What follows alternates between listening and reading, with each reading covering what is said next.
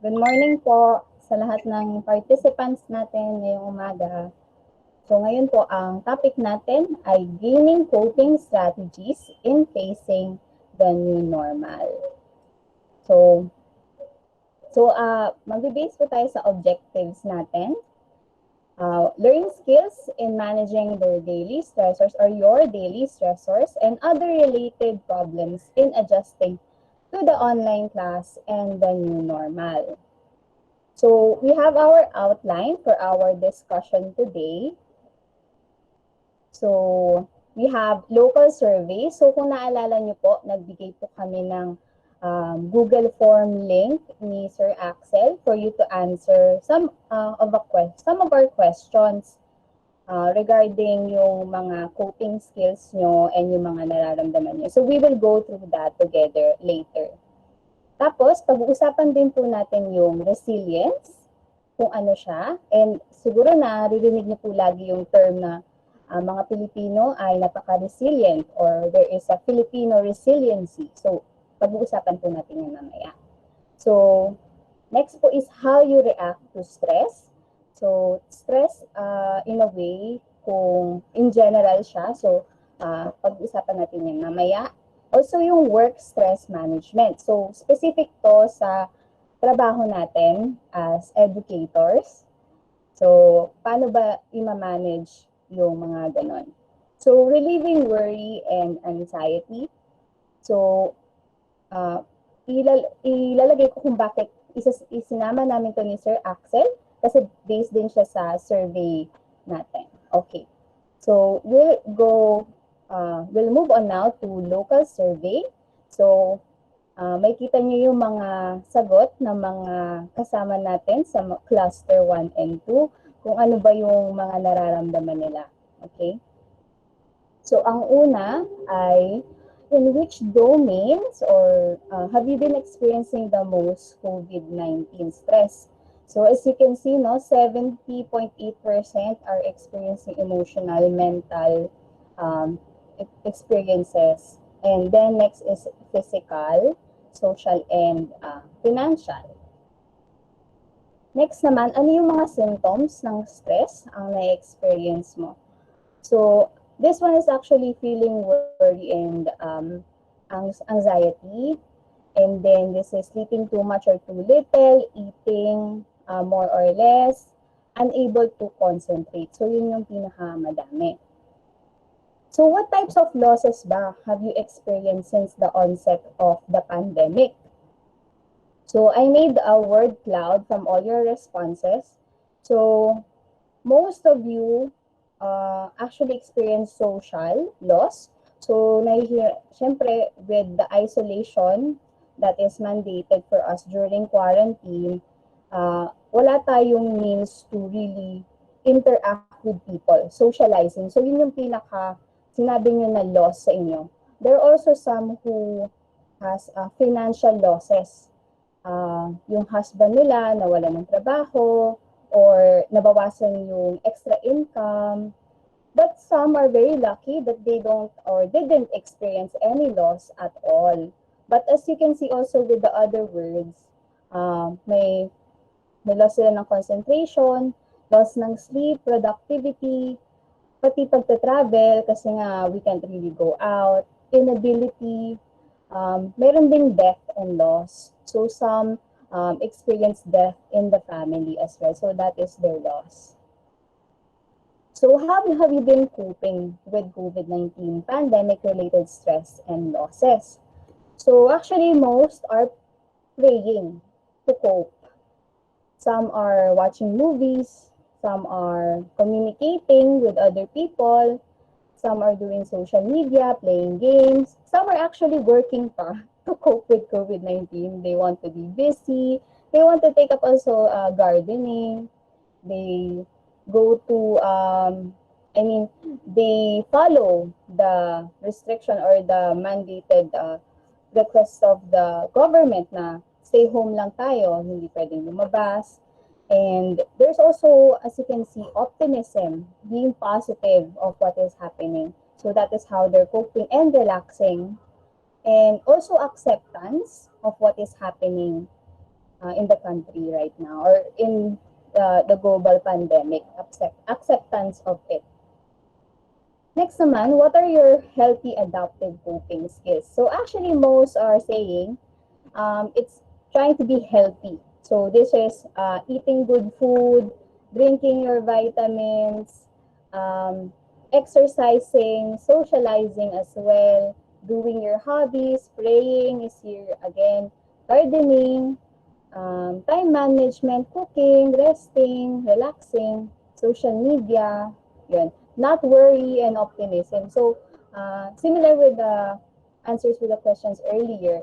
So, yun yung karamihan sa atin ang ginagawa para mag-cope sa nangyayari. So, before we move on to the next topic, hopefully you would reflect on all of these things na especially with the losses that uh, we are, a lot of us experience a lot of these things, and hindi ka nag-iisa kung may mga na-experience kang ganitong loss.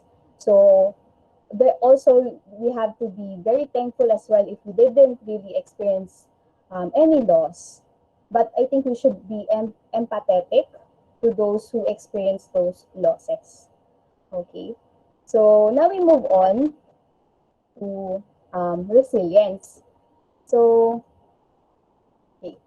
So what is resilience? By definition, um, it's a process of adapting well in the face of adversity, trauma, tragedy, threats, or significant sources of stress. So, pwede yan yung, kunwari may family and relationship problems, may problems sa health, or sa workplace. So, ang pagiging resilient ay kailangan marunong kang mag-bounce back sa mga difficult experiences na nangyayari sa buhay natin. So, hindi tayo bago sa mga calamities, di ba? Kasi lagi tayong may bagyo. There was the Taal volcano eruption last January, and now we have a pandemic. So this resilience is about being able to bounce back from that difficult experiences. So ang resilience ay, it empowers us to grow and even improve our lives along the way. So, hindi naman ibig sabihin kung resilient ka, ay hindi ka na nakaka-experience ng stress or difficulty, wala ka ng problema. So, actually, yung mga nakaka-experience ng mga major trauma sa buhay nila, syempre nakaka-experience sila ng mga emotional pain, emotional stress. Pero dahil doon, nagiging mas resilient sila. And with that, kasi ang resilience nag-i-involve siya ng hindi lang thoughts or behavior. So, kailangan din yung actions na. And resilience is a skill na dine-develop. So, with skill, di ba, parang nagbabike ka lang. And kailangan ng maraming practice. So, ano ba yung Filipino resilience? So, nakikita natin yan lagi na sinasabi na ang mga Filipino ay very resilient. So, also, tinatawag din siyang katatagan ng loob in Tagalog. So, ito ay nagpapatatag at nagpapatibay sa tao na harapin ang anumang pagsubok o panganib. So, ito yung tinatawag natin sigurong coping mechanism ng mga Pilipino pag may calamities. Pero tayo ba ay talagang resilient or tolerant lang tayo sa mga nangyayari sa buhay? So, balikan natin yung definition ba talaga ng resilient. So, di ba dapat adapting well in the face of adversity, trauma, and tragedy. So, kailangan, yung keyword is adapting well. Hindi lang, kasi may habit ang Pilipino na okay lang, bahala na ang Diyos. But we have to know that hindi lang siya papabayaan mo. Kasi ang pagiging resilient ay may maraming factors. Ano po yung mga factors na yun? So, based sa isang research ng isang psychologist or psychologist sa UP, ang katatagan or resilience ay may mga ganitong factors. So, kalakasan or finding and cultivating strengths, katawan, so dapat meron kang physical reaction or you can manage your physical reactions, kalooban, ang iyong thoughts and emotions, ang kinabukasan, ang pag-move forward, at kapaki-pakinabang na gawain. So, positive activities at syempre ang kalutasan at kaagapay. So, kung kahit sinabi ko kanina, di ba, kung tolerant lang tayo, hindi yun talagang resilience. So, in psychology, kailangan lahat meron to para maging masabi na tayo ay may katatagan. Kasi marunong tayong mag-manage ng thoughts natin, ng physical reaction natin. Meron tayong kakayahan makahanap ng strengths natin. Marunong tayong tumingin sa kinabukasan natin at gumawa ng mga positive activities o kapaki-pakinabang na mga gawain. At syempre, marunong din tayong maghanap ng solusyon at suporta kung hindi na natin kaya. So yun din ang pinaka-importante sa pagiging resilient. So in building resilience, based din sa ibang study, meron daw siyang 4 na core components. So unang-una is connection. So kailangan marunong ka mag-prioritize ng relationships mo. Kailangan you can talk to someone na pinagkakatiwalaan mo.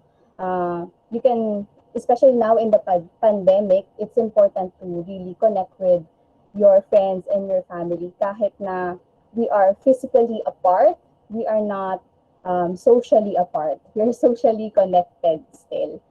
Okay. Next naman is wellness. So, you mentioned in the survey as well na most of you want to be healthy. So that is important in building our resilience. We take care of our body. We do some exercises like just taking a maybe 30-minute walk. That is important. At least gumagalaw tayo. Kunwari, ikot-ikot ka sa bahay kung hindi ka pwedeng lumabas. As much as possible, you try and get up and walk. That is okay na for taking care of your body or exercising. Next naman is healthy thinking. So, kailangan we should think of the time na meron tayong mga experiences na or problems na nangyari sa atin and paano ba natin yun nalagpasan. So, kailangan meron din tayong healthy thoughts, meron tayong, we have to keep things in perspective. Kailangan yung mga naiisip natin, yung kaya lang nating i-control. Kasi lahat ng outside, yung pandemic, yung mga testing, hindi naman natin kayang i-control yung mga nangyayari sa labas. So, we have to manage our thoughts on that. Embrace healthy thoughts. And syempre, meaning. We have to look what is the meaning behind everything that is happening. So, we have to maintain a hopeful outlook and learning from our past. So, we can't also be always positive. Kasi, syempre, hindi natin gusto yung lagi tayong positive pero ang negative na yung nangyayari. We have to know the difference na may negative na nangyayari pero we can turn it into more productive. So, ayun po, with resilience. Next, we go to how we react to stress. So this is the general topic on stress and how we cope with it. This is the following pong mga topics is also connected to our third day on the workshop part or the skills building part. So this is just an overview of all of those things. Okay. So stress, ano bang stress? So everyday faction ng life. Hindi natin siya kayang takbuhan. Kasama siya sa buhay. So, result siya ng change that you must adapt to. So, pwede yung negative, extreme, like kunwari, may physical danger talaga. But also, example, yung falling in love with someone. That is also actually stress, but in a good way. So, yun. But in day-to-day living, so we are faced with those kinds of things, kahit positive ba yan or negative stress. Pero hindi naman lahat ng stress nga masama. So, importante din siya sa buhay natin. So, ano ba yung mga sources of stress? So, unang-una yung environment. So, example yan yung weather or kunwari yung traffic. And best example, yung pandemic, that's environment and going out as well. That is another source of stress. Social stress is the demands sa job or sa family or priorities in yung deadlines mo sa work. It could also include interpersonal problems, financial problems, or loss of loved ones. So, next naman is the physiological source of stress. So, it is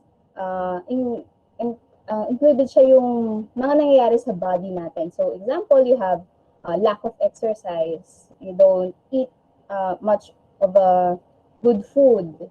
May problems ka sa sleeping. That is another part of stress. Also, when you have kasi may nagre-result ang stressful situations sa physical symptoms like may headaches, yung sumasakit yung tiyan. Kasama yun, may anxiety also and depression. So, connected lagi ang physical health natin sa mental health. So, when you're stressed, naka-apekto talaga siya sa katawan natin. Next naman is thoughts. So, kasi ang brain natin medyo, kakaiba. And lahat ng naiisip natin, pwede niyang i-interpret sa ibang bagay. Or lahat ng nasa outside, pwede niyang i-interpret into positive or negative. So, like yung sabi ko nga kanina, it's up to you how you control your thoughts on it. So, meron tayong tinatawag na chronic stress and disease. So, ito yung pag unrelenting na or sobra na yung stress, nakaka-apekto talaga siya sa nagkakaroon siya ng disorder or diseases dahil sa sobrang stress na ito. So, or yung small stress, pwede siyang nag-accumulate siya. So, maliliit lang na stress pero na-accumulate, na pagsasama-sama. So, hindi mo na siya kaya minsang isa-isahin kasi nga napagsama-sama na siya at nag-combine na sa sakit dahil sa stress na yun. So, yun yung natawag natin chronic stress and disease. So, ano ba yung impact of recent experience? So, nakaka-apekto din yung mga nangyari sa buhay natin na recently at makakadagdag yun sa stress. So, ano ba yung mga yun? So, like what I mentioned, people are more likely to develop illness or clinical symptoms pag naka-experience sila ng time na they have to adapt to many life-changing events. So, perfect example is our pandemic na in just a few months, we have to adapt to all of the things that is happening around us. So, we have to, do physical distancing. We have to wear masks, face shields. Kailangan maghugas ng kamay lagi. Parang the anxiety of having a pandemic na hindi natin nakikita, a threat na hindi natin nakikita, is affecting us mentally. So, kung hindi tayo marunong mag-adapt to that, sa mga changing na events na yun, there is a high possibility that we will develop illnesses or clinical symptoms. Or ito yung mga mental illnesses or depressive symptoms or anxiety symptoms. So, yung sa next Saturday, we will talk about how we identify the major sources of our stress and your stress-related symptoms and your current tactics for dealing with stress. So hopefully, you'll join us again on the third day and we will talk about these things. I think also we will send out I think we will send out the worksheet beforehand, but I will confirm with Sir Axel about it para ma-check nyo na din bago tayo mag-start sa Saturday. Okay, the next topic that we will talk about is the work stress management. So, ano ba yung cause ng work burnout? Ang tinatawag. So, lahat naman ng trabaho mahirap kasi work na siya. Pero hindi dahil sa mahirap yung trabaho, nagkakaroon na ng burnout ang isang tao. So, this includes really yung hindi natin Di tayo certain sa nangyayari sa future. Frustration, meron din tayong demotivated tayo to work.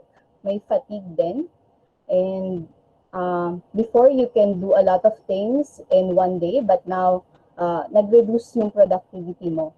So, with all of that, combine all of that, it leads to burnout. So, ano ba yung classic symptoms ng work burnout?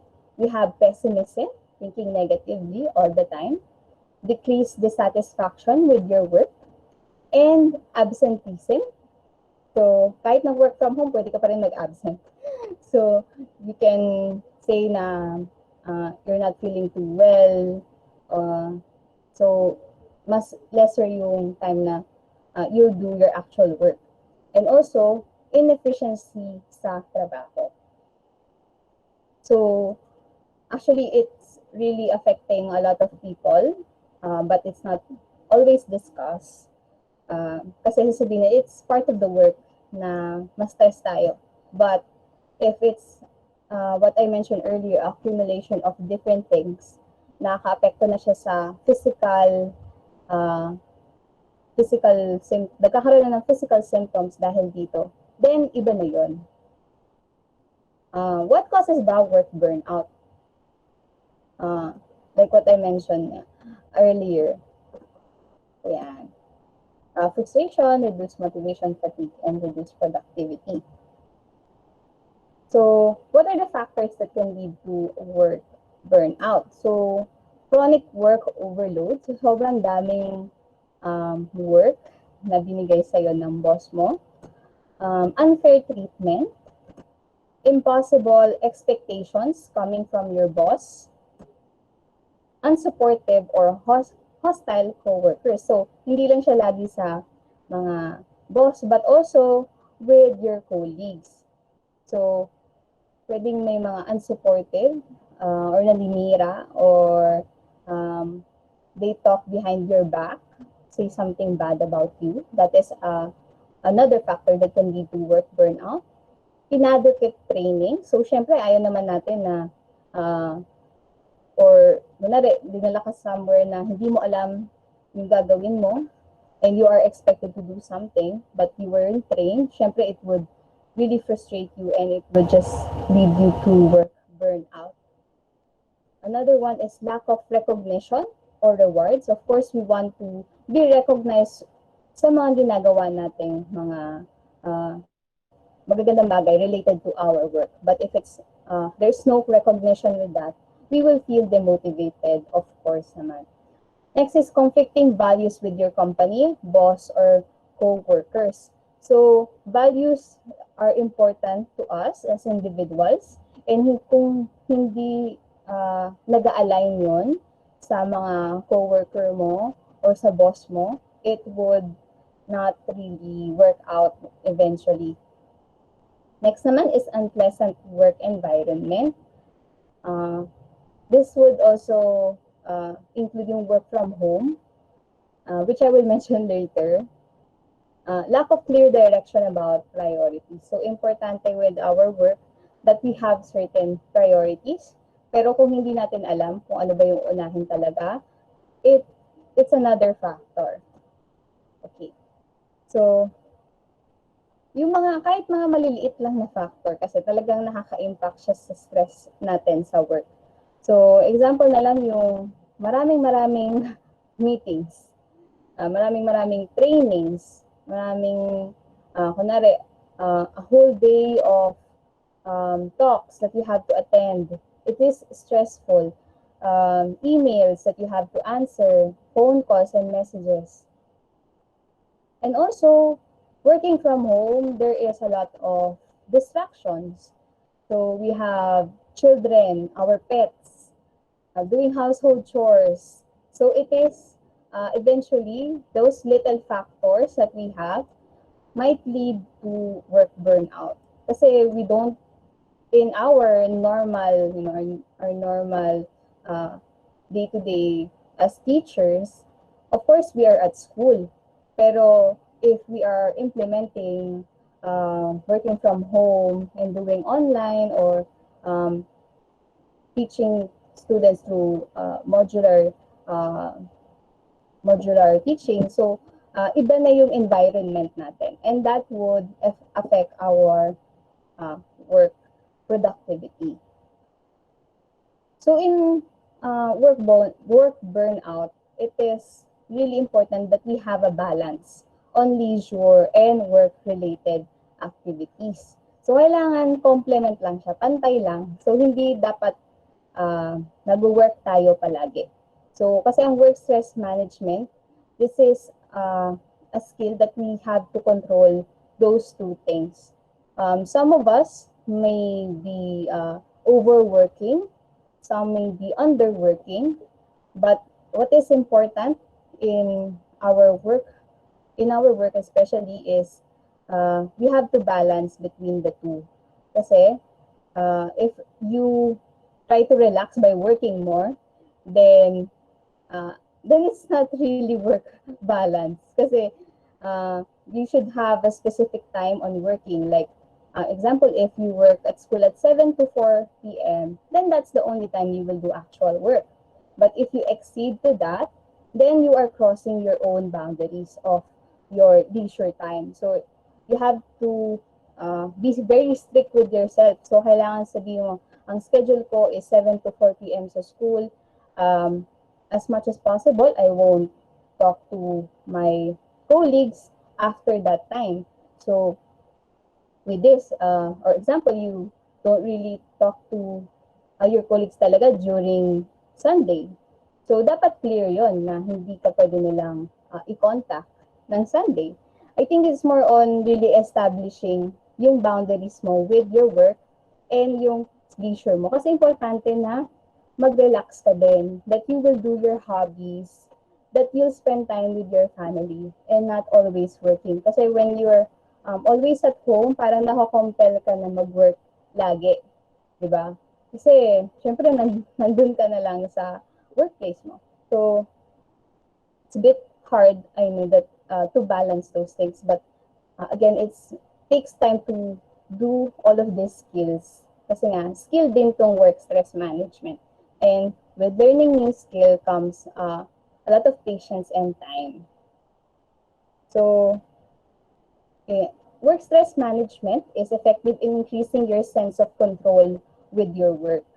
So it increases feelings of personal control and can improve your job-related symptoms of guilt. Because sometimes, especially if we're working from home, sometimes we feel guilty na hindi tayo nagtatrabaho. But you have to accept that you have your own leisure time and you don't have to feel guilty about it. And yung irritability natin na feeling na kailangan mag-work ka palagi or tinatamad ka na mag-work. Also yung depression, it can improve yung symptoms or it can lessen your symptoms of depression when you learn this work stress management. Anxiety and also your low self-esteem. So also it can lead to also yung psychosomatic, as what we call, or yung related sa mga sakit like headaches, yung problems sa stomach, eating problems, insomnia, so laging pagod, kasama siya actually sa work stress. And hopefully when you learn these things, it will decrease, diba?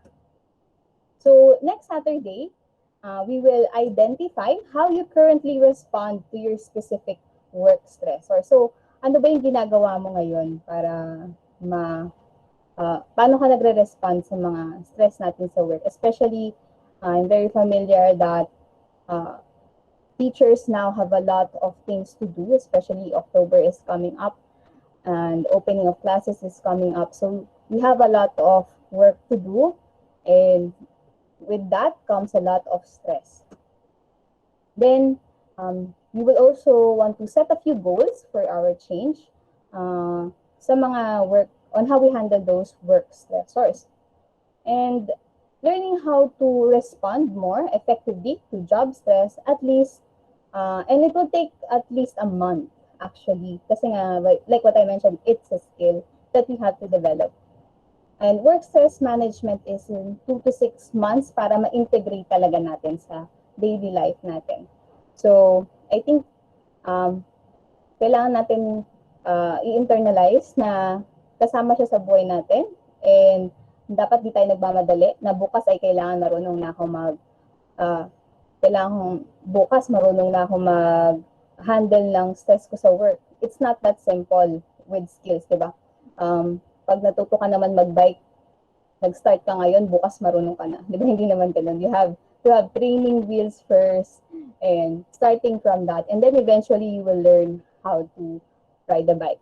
So same with our skills that we will learn, it will take some time to really include it in our daily life. So just before we end on this work stress management, I saw this image that says how to succeed as a remote worker. So first daw is experiment with your work setup. So importante that there is importante na may difference yung work setup natin sa bahay natin kung we are a remote worker. So we have to have a different workplace or environment. Like what I mentioned earlier, we have to create work or home boundaries.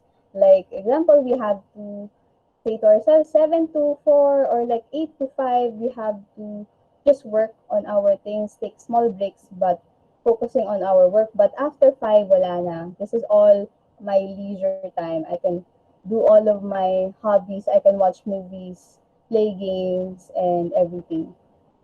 Next naman is we prepare for our meetings. So syempre, we don't join meetings just for the sake of it. We have to prepare for that as well. Create accountability for yourself. So this is again, kailangan marunong tayong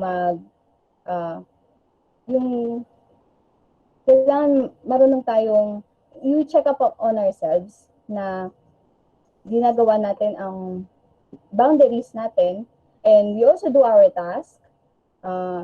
And pag hindi natin yun na-establish, we have to tell ourselves na we have to be more strict with ourselves na it is for our own well-being as well, in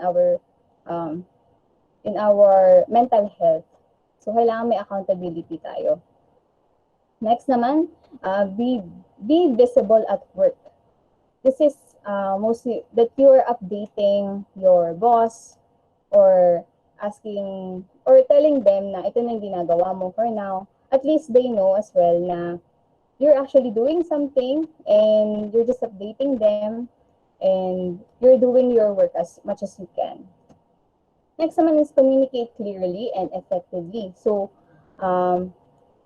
what we didn't have with work from home is actually having our co-teachers near us. Hindi lang ganun kadali pumunta sa isang office at tanongin ang ating co-teacher on how they're doing their modules and all that.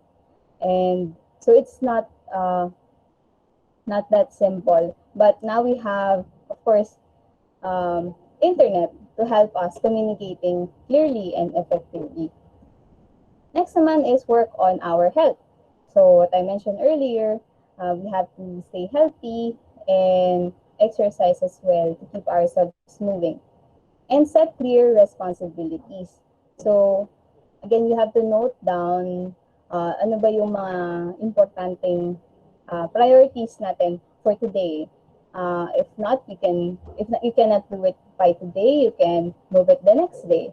So we have to also know our responsibilities and our, again, boundaries sa mga ginagawa natin. And next is talk with your team. So if you're a master or the head teacher, you can talk to your teachers about what is the status, always asking them about not just work as well, pero magkamustahan ba? Kasi we are in a new normal and it's always good to update with each other kung kamusta na tayo. Kasi di ba in person naman, we also ask each other how we are doing. And it's not always work related. So sometimes we try to have small talks in between our work time. So importante mag-socialize pa rin sa mga kasama natin. Next, yun, like what I mentioned, yung take time to socialize. Okay. Lastly, we will talk about relieving worry and anxiety because based on the survey that we had, most of the participants have a lot of worry and anxiety because of the pandemic. So, what is worry and anxiety ba? So actually, anxiety can be very useful. So at least if there's something bad that happened in the future, you really know what to do. So example like when you're taking exams or when you are another magpe-present kayo sa stage. So it is a little bit of anxiety. So medyo kinakabahan ka and it's important, diba? So it becomes a problem pag natitrigger masyado yung anxiety mo and if it's too frequent or too intense. So, lagi nang nagiging anxious yung body natin as well. So, hindi na siya about having like with the test. After the test, you feel better kasi tapos na. But with this na constant siya, like with our what happened to us during quarantine, we actually don't know what will happen the next day. Ano yung mangyayari the next couple of months when we were starting out around April.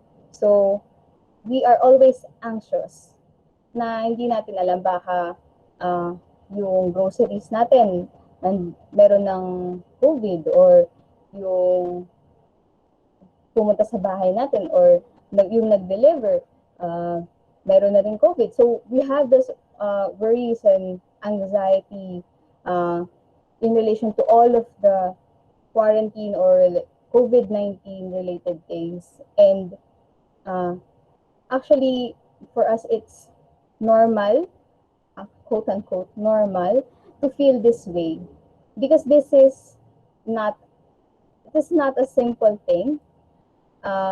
This happened, the last pandemic was almost 100 years ago, and how we are coping or is still new. We don't know if it's the real way to cope, kung tama ba talaga yung ganito.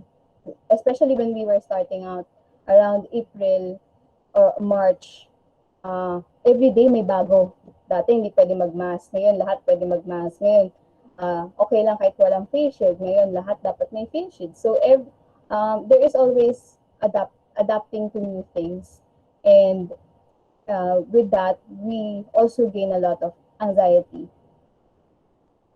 So, in long-term anxiety and worry are likely to cause the following. So, sleep problems, fatigue, irritability, poor concentration, it will also negatively impact your performance and productivity. So, if hindi natin kayang ma-regulate yung mga anxiety na yun, or hindi tayo marunong mag-cope sa anxiety na yun, it could lead to all of this. And we didn't know probably na anxiety na pala yun. Dahil sa anxiety natin, yung hindi tayo nakakatulog or sobra yung tulog natin. Lagi tayong pagod, lagi tayong naiirita, hindi tayo nakaka-concentrate dahil pala yun sa mga anxiety natin or lagi nating pag-aalala sa mga nangyayari. Pero next week, again, matututo tayo mag-reduce ng anxiety natin and worry, and also lessen the physical symptoms of tension so associated with excessive worry. Tulad yan yung feeling ng restless or nervous, yung difficulty natin with sleeping and tiredness. So, also yung hirap ng pag-concentrate and irritability. So, okay. So, yung mga skills na to, it will help us decrease yung frequency ng or yung kadalasan ng symptoms na to. So, also it would help us regulate all of these symptoms. So again, learning and applying these skills is within a few months. So hindi nga siya instant. So we move at a pace we are comfortable with, and as we work our way through the exercises. So with that, that's the end of my presentation.